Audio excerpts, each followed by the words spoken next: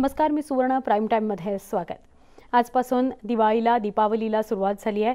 आज पंतप्रधान नरेंद्र मोदींनी सीमेवरच्या जवानांसोबत दिवाळी साजरी केली।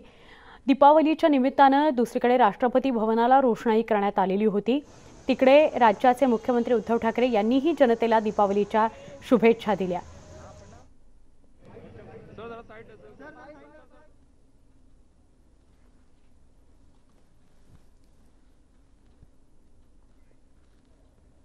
पंतप्रधान नरेंद्र मोदींनी यंदा सुद्धा देशाच्या सीमेवर तैनात असणाऱ्या जवानांसोबत दिवाळी साजरी केली। जम्मू काश्मीरच्या राजौरी या जिल्ह्यातील नौशेरा सेक्टरमध्ये जवानांसोबत मोदींनी दिवाळी साजरी केली। मोदींनी जवानांना स्वतः लाडू भरवले। यावेळी जवानांनी सुद्धा आनंद व्यक्त केला। दरम्यान पंतप्रधान मोदींच्या दौऱ्याच्या पार्श्वभूमीवर काश्मीर खोऱ्यातील अनेक भागांमध्ये सुरक्षा वाढवण्यात आली होती। दरवर्षी पंतप्रधान नरेंद्र मोदी जवानांसोबत दिवाळी साजरी करतात।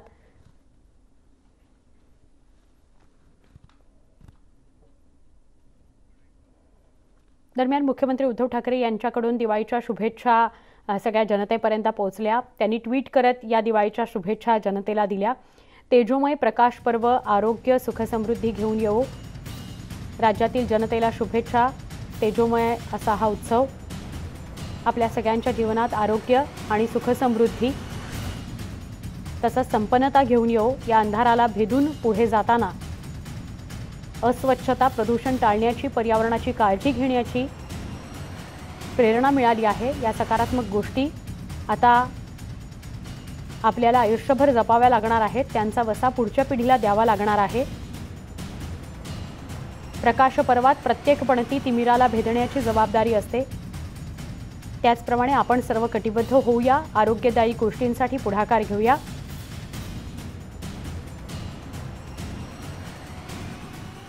दरवर्षीप्रमाणे लक्ष्मीपूजनाच्या निमित्तानं बॉम्बे स्टॉक एक्सचेंजमध्ये मुहूर्त ट्रेडिंग पार पडला। यावेळी अभिनेत्री भाग्यश्री पटवर्धन हिची उपस्थिती होती। बेल रिंगिंग सेरेमनीच्या वेळी ती उपस्थित होती। गुंतवणूकदारांसाठी आजचा दिवस महत्त्वाचा असतो, त्यामुळे 6:15 ते 7:15 अशी वेळ देण्यात आलेली होती मुहूर्त ट्रेडिंग करता। भाग्यश्री पटवर्धनला यासाठी बोलवण्यात आलेलं होतं।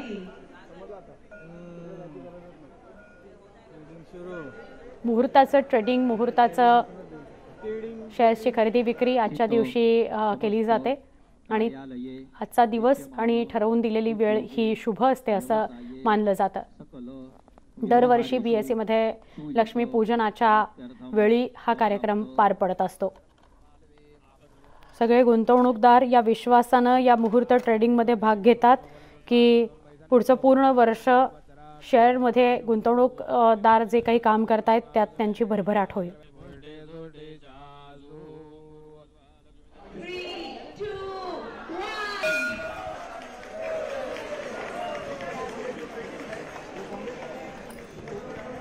दिवाली की ढेर सारी शुभकामनाएं। May this Diwali shower countless joy on everybody।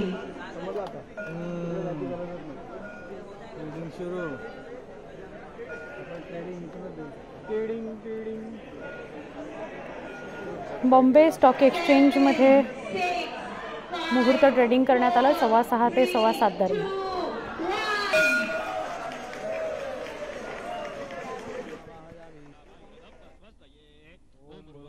जो विक्रम संवत गुजराती और मारवाड़ी लोग फॉलो करते हैं उनके लिए आज अंतिम दिन है उनके कैलेंडर का, और कल से नया साल शुरू होता है। तो इसी के लिए आज वो लोग जितने भी आंकड़े होते हैं उनके किताब में, उनकी जो बुक्स ऑफ अकाउंट्स होते हैं उसमें आज क्लोजिंग डे होता है, और आज के जो सौदे होते हैं वो कल सेटलमेंट होते हैं नए साल में। इसलिए आज के जो दिन का महत्व है वो मुहूर्त का सौदा इसलिए कहते हैं कि एक्चुअली आज जो हम सौदा करते हैं वो कल सेटल होगा। और कई जगहों पे आपने देखा होगा कि जो चोपड़ा पूजन करते हैं, बुक्स का पूजन करते हैं, इसलिए करते हैं क्योंकि वो आज का लास्ट अंतिम दिन होता है जो कॉमर्शियल कैलेंडर होता था उस समय 100 साल पहले, 50 साल पहले। तो उसी की वजह से वो परंपरा आज तक जारी है।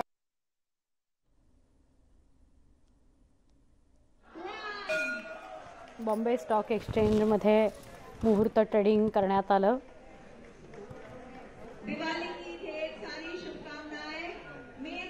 मैं यही कहूँगी कि एक अच्छी शुरुआत हुई है।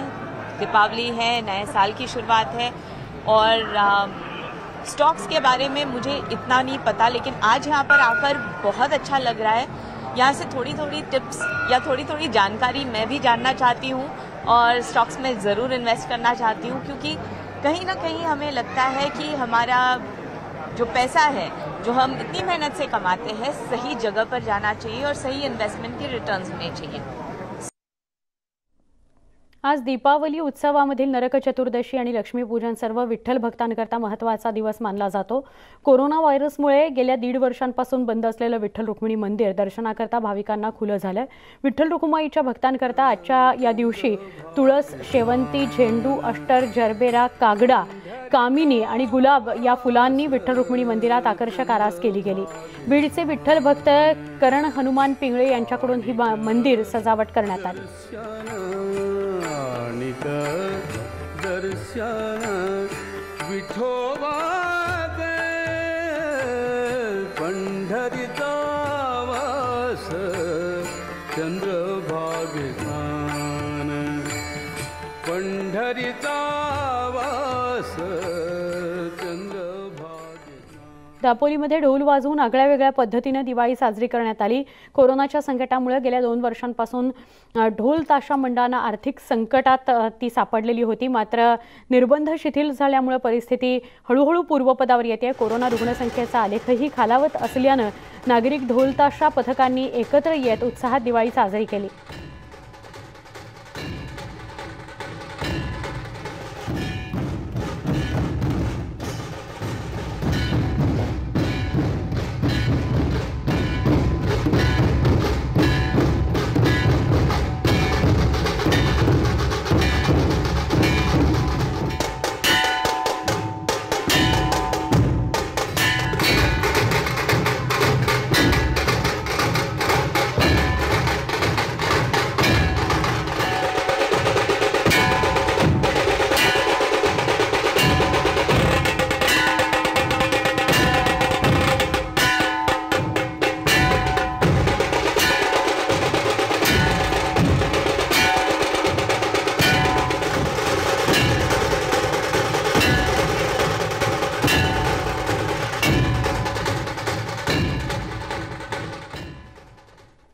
अनिल देशमुखांची चौकशी सुरूच आहे। गेल्या 8 तासांपासून त्यांची चौकशी सुरू आहे अशी माहिती मिळते आहे। सकाळी अनिल देशमुखांची वैद्यकीय चाचणी करण्यात आली।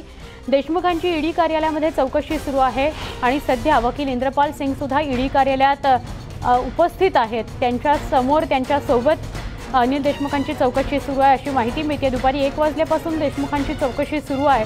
गेले 8 तासांपासून ही चौकशी सुरू आहे। त्याआधी त्यांची मेडिकल करण्यात आली।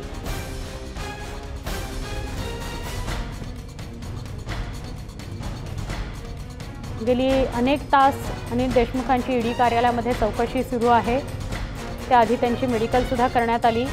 वकील इंद्रपाल सिंग ईडी कार्यालयामध्ये आता दाखल आहेत, पण 8 तासांहून अधिक वेळ अनिल देशमुखांची चौकशी सुरू आहे।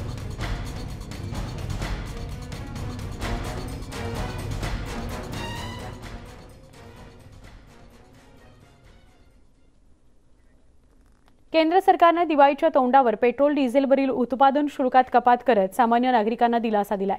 पेट्रोलवरील उत्पादन शुल्कात 5 रुपये आणि डिझेलवरील उत्पादन शुल्कात 10 रुपये कपात करण्यात आली आहे। राज्य सरकारांनी इंधनावरील वॅटमध्ये कपात करून सणासुदीच्या काळात नागरिकांना दिलासा देण्याचा प्रयत्न केलाय करावा असं आवाहन पेट्रोलियम मंत्री हरदीप सिंग पुरी यांनी केलं आहे।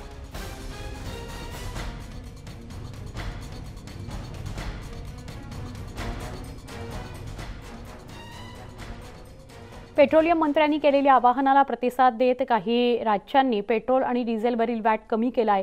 भाजप शासित 6 राज्यांनी पेट्रोल आणि डिझेलवरील कर कमी केलाय। त्रिपुरा, कर्नाटक, आसाम, गोवा, उत्तराखंड आणि मणिपूरमध्ये दर कमी करण्यात आलेत। त्रिपुरा, आसाम, गोवा, कर्नाटक आणि मणिपूरमध्ये पेट्रोल आणि डिझेलच्या दरात 7 रुपयांनी कपात करण्यात आली आहे। हिमाचल प्रदेशमध्येही इंधन दरावरील कर लवकरच कमी केला जाईल असं मुख्यमंत्री जयराम ठाकूर यांनी सांगितलं।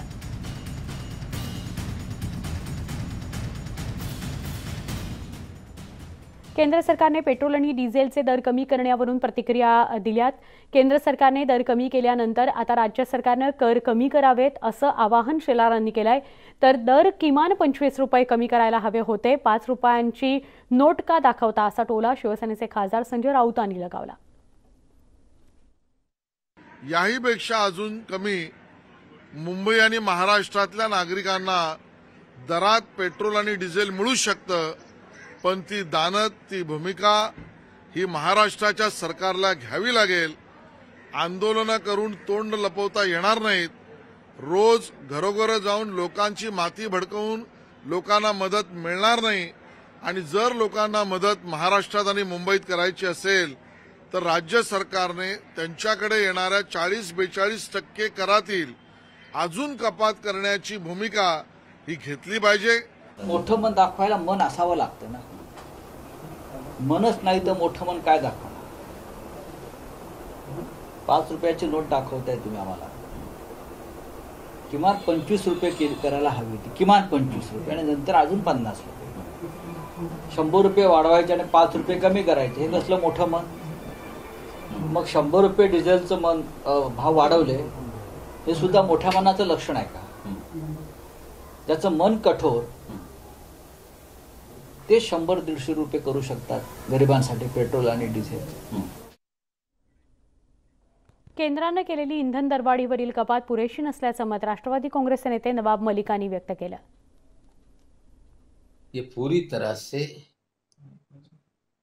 जो लूट का खेल चालू था, भारतीय जनता पार्टी डर के मारे इन्होंने ये लूट बंद की है. और निश्चित रूप से जिस तरह से उपचुनाव में बीजेपी हारी है, आगामी दिनों में चुनाव होने वाले हैं, जनता को भ्रमित करके वोट मिले ये प्रयास किया जा रहा है. तर अन्न आणि नागरी पुरवठा मंत्री छगन भुजबळ आणि विधान परिषदेचे विरोधी पक्षनेते प्रवीण दरेकर यांनीही पेट्रोल डिझेलच्या दर कपातीबाबत प्रतिक्रिया दिली. पेट्रोल डिझेलचे दरवाढ त्या ठिकाणी कमी केल्यानंतर खरं म्हणजे अभिनंदन, कौतुकाची अपेक्षा होत्या, तीही नाही. उलटपेक्षा त्या ठिकाणी टीका करण्याचंच काम सन्माननीय संजय राऊत साहेब करतायत. आणि यावर मखलाशी अशी की पोटनिवडणुकीत पराभव झाल्यानंतर या ठिकाणी भारतीय जनता पार्टीला, केंद्र सरकारला जाग आली आणि एक वेळ त्यांची टीका गृहीत धरली, बाबा आम्हाला जाग आली, निदान संवेदना तरी आम्हाला आहेत. परंतु राऊत साहेब, आपला पंढरपूरला पराभव झाला, महाराष्ट्राच्या विकासाच्या प्रश्नासंदर्भात त्या ठिकाणी आपल्याला जाग आहे का? आजही आपण निद्रिस्तात.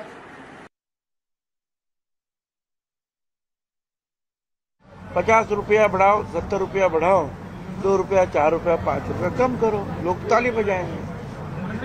मैं समझता था अगर 25, 30, 40 रुपया कम हो जाता तो मैं समझता था कि भाई सही मायने में जो है पेट्रोल डीजल के दाम कम करने में और उसके जरिए जो बाकी के जो उद्योग जो है या वस्तुएं जो है वो जो महंगी होती है, ट्रांसपोर्ट से लेकर सब कुछ इंडस्ट्रीज वगैरह, तो मैं समझता था कि वो ठीक रहता था कि सब जगह जो है महंगाई कम हो जाती. अब ये 2 रुपया न 4 रुपया न 5 रुपये से कोई होने वाला. पारंपरिक राजकीय प्रतिस्पर्धी अशी ओळख असलेल्या बाळासाहेब थोरात आणि राधाकृष्ण विखे पाटील यांच्यात पुन्हा एकदा कलगीतुरा रंगला. पेट्रोल डिझेलची दरवाढ आणि केंद्र सरकारने नुकताच कमी केलेली करकपात यावरून दोघांनी एकमेकांवर निशाणा साधला. आरोप प्रत्यारोपांच्या फैरी थकीत जीएसटीच्या मुद्द्यावरूनही झाल्या.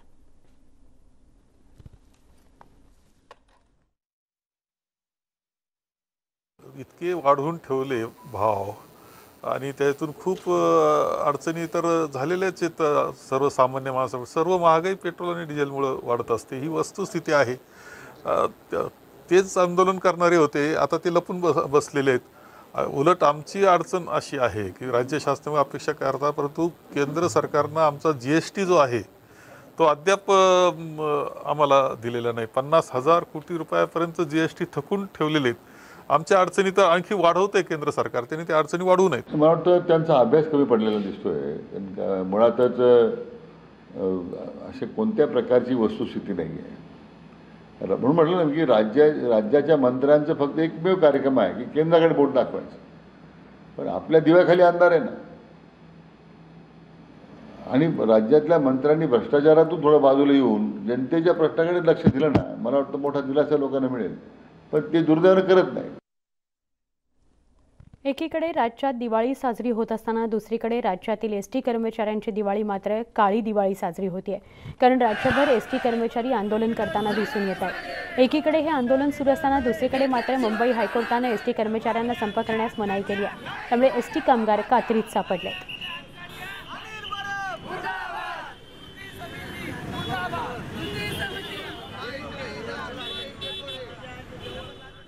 ऐन दिवाळी सणाच्या दिवशी एसटी बस कर्मचाऱ्यांचा संप सुरू आहे।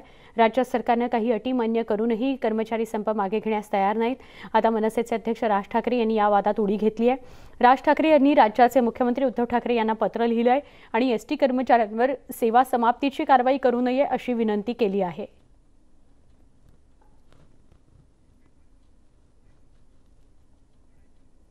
एक छोटासा ब्रेक पहा फक्त न्यूज 18 लोकमत।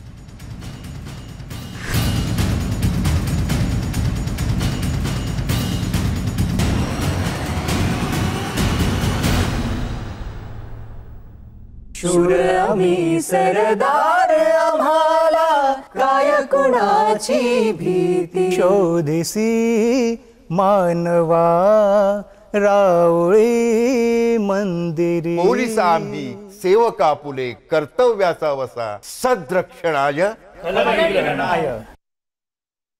हवामान बदलासंदर्भात आंदोलनं आणि मोर्चे काढणाऱ्या तरुणांना तुमचा आवाज आम्ही ऐकत आहोत असे महत्त्वाचे मुद्दे पंतप्रधान जस्टिन ट्रूडो यांनी ग्लासगो हवामान शिखर परिषदेच्या औपचारिक उद्घाटन प्रसंगी मांडले। सोमवारी संध्याकाळी स्कॉटिश राजधानी ग्लासगो मधील केल्विन ग्रोव्ह संग्रहालयाच्या बाहेर अनेक सामाजिक कार्यकर्ते एकत्र आले होते। या ठिकाणी जागतिक नेते ब्रिटिश घराण्यातील सदस्यांसह स्वागत समारंभात उपस्थित होते। त्यांच्या समोर या कार्यकर्त्यांनी हातात फलक घेत आपली भूमिका मांडली। आम्ही तुमची आश्वासनं पाहत आहोत आणि कोणताही दुसरा ग्रह आपल्यासाठी नाही अशा आशयाचे फलक हातात धरून कार्यकर्ते हवामान बदलाच्या कारवाईसाठी गंभीर आश्वासनं मिळवण्यासाठी दबाव आणत होते।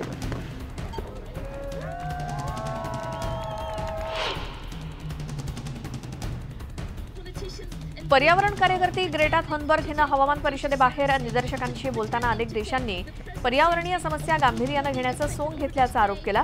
ग्लासगो COP26 समिटमध्ये स्कॉटलंडच्या फर्स्ट मिनिस्टर निकोला स्टर्जन यांची भेट घेतल्यानंतर थनबर्ग हिनं सांगितलं की परिषदेत भूमिकेबद्दल कोणताही बदल होणं अपेक्षित नाही। आतमध्ये जे देशांचं नेतृत्व बसलंय ते खरं नेतृत्व नाही असं म्हणत तुम्ही करत असलेलं नेतृत्व हे खरं नेतृत्व आहे असं थनबर्गनं म्हटलं।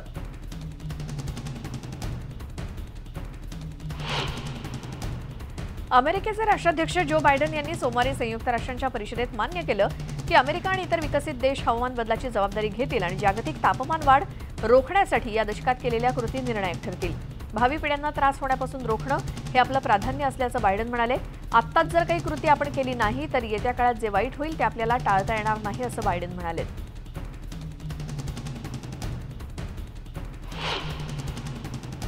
बांगलादेशच्या पंतप्रधान शेख हसीना यांनी सोमवारी COP26 हवामान शिखर परिषदेत आपल्या भाषणात हवामान बदलामुळे विस्थापित झालेल्या स्थलांतरितांच्या जबाबदारीचं जागतिक वाटप करण्याचं आवाहन केलं। बांगलादेशात समुद्राच्या पाणी पातळीत वाढ होणं, सोलारिटी, नदीची धूप, पूर आणि दुष्काळामुळे विस्थापित झालेल्या स्थलांतरितांसह इतर देशांकडून मदतीची आवश्यकता आहे। बांगलादेशातील स्थलांतरित छावण्यांमध्ये 1.1 दशलक्ष म्यानमारचे नागरिक जबरदस्तीने विस्थापित झाले हे आमच्यासाठी एक मोठं आव्हान आहे असंही त्या म्हणाल्या।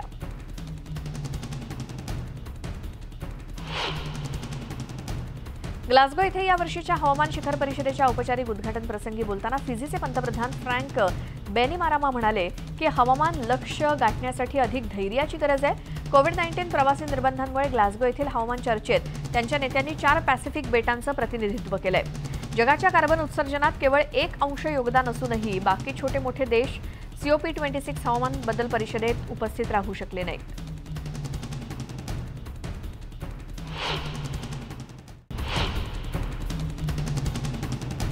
ब्रिटनचे पंतप्रधान बोरिस जॉन्सन, संयुक्त राष्ट्रांचे प्रमुख आणि ग्लोबल वॉर्मिंगमुळे धोक्यात असलेल्या देशांच्या प्रतिनिधींनी सोमवारी ग्लासगोमध्ये COP26 हवामान परिषदेचं उद्घाटन केलं।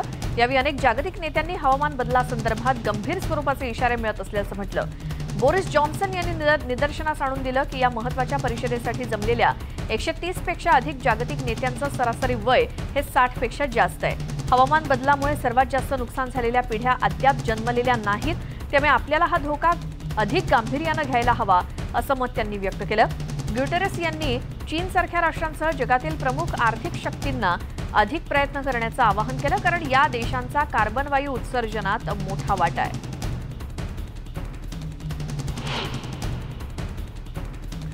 भारतीय पंतप्रधान नरेंद्र मोदी यांनी सोमवारी ग्लासगो इथे COP26 मेळाव्याला संबोधित करताना हवामान बदलाचा सामना करण्यासाठी भारत सरकारकडून नेमके कोणते प्रयत्न केले जात आहेत याची यादीच वाचून दाखवली.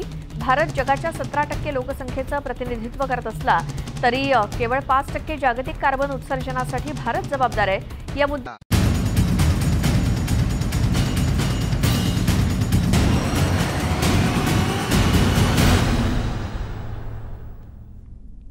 प्राईम टाईममध्ये पुन्हा स्वागत. नागपूरकरांकरता एक दिलासादायक बातमी. आज एकाही कोरोना रुग्णाची नोंद नाही आहे. आजचा दिवस 0 कोरोना रुग्णांची नोंद झाली आहे. जिल्ह्यासाठी ही दिलासादायक बातमी आहे. दर 24 तासाला किती कोरोनाचे रुग्ण आहेत याची नोंद होत असते आणि नागपूरमध्ये 0 कोरोना रुग्णांची नोंद झाली आहे. कोरोना रुग्णाचा मृत्यूही झालेला नाही, ही देखील अत्यंत चांगली बातमी समोर येते. आज एकाही कोरोना रुग्णाचा मृत्यू झालेला नाही आणि कोरोना रुग्णही आढळून आलेला नाही. नागपुरातून ही बातमी आहे. 3000 कोटीचं वार्षिक बजेट असलेल्या नाशिक शहराच्या विकासाकरता ज्या कोषागारातून खर्चाची आर्थिक तरतूद केली जाते त्या नाशिक महापालिकेच्या कोषागारातील लक्ष्मीपूजन करण्यात आलं. नाशिक नगरीचे प्रथम नागरिक महापौर सतीश कुलकर्णी आणि सभापती गणेश गीते यांच्या हस्ते हे पूजन झालं. दरवर्षी लक्ष्मीपूजनाला महापालिकेच्या कोषागारात सजावट करून ही पूजा केली जाते. या पूजेला पालिकेच्या सगळ्या विभागांचे अधिकारी, सर्वपक्षीय नगरसेवक उपस्थित असतात.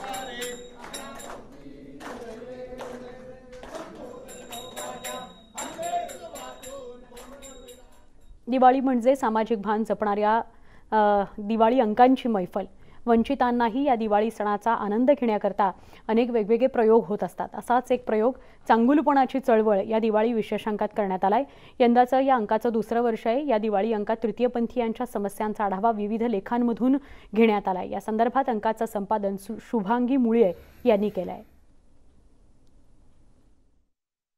चांगुलपणाची चळवळ ही 3 तत्वांवर आधारित आहे: सकारात्मकता, सर्जनशीलता आणि सर्वसमावेशकता. आणि ह्याच 3 मूल्यांवर आधारित आमच्या मनात असा विचार आला की जे उपेक्षित घटक आहेत, जे वंचित घटक आहेत, जे दुर्लक्षित घटक आहेत, त्यांना आपण आपल्याबरोबर मुख्य प्रवाहात आणलं पाहिजे आणि आपण आपलं जीवन आणि सर्व जणांचं जीवन हे सुंदर सुखी बनवण्याचा प्रयत्न केला पाहिजे. आणि त्याच दृष्टिकोनातून आम्ही ट्रान्सजेंडर्सवरती हा अंक समर्पित केला आहे, त्यांना हा अंक समर्पित केला आहे. यंदा न्यूज 18 लोकमतवर प्रेक्षकांची दिवाळी अगदी खास आहे. खमंग फराळासोबत दर्जेदार कार्यक्रमांचा आस्वाद प्रेक्षक घेऊ शकणार आहेत. रात्री 10:30 वाजता दीपोत्सवात रंगभूमीवरील खास जोडी प्रशांत कविता यांच्याशी गप्पा मारणार आहोत. रात्री 11 वाजता नादनिधीचा नृत्याविष्कार हा विशेष कार्यक्रम पाहणार आहोत. तर रात्री 11:30 वाजता बासरीची संगीतमय मेजवानी अर्पण हा विशेष कार्यक्रम पाहणार आहोत. बुलेटिनमध्ये इथेच थांबतोय. ताज्या बातम्यांकरता पहा फक्त न्यूज 18 लोकमत.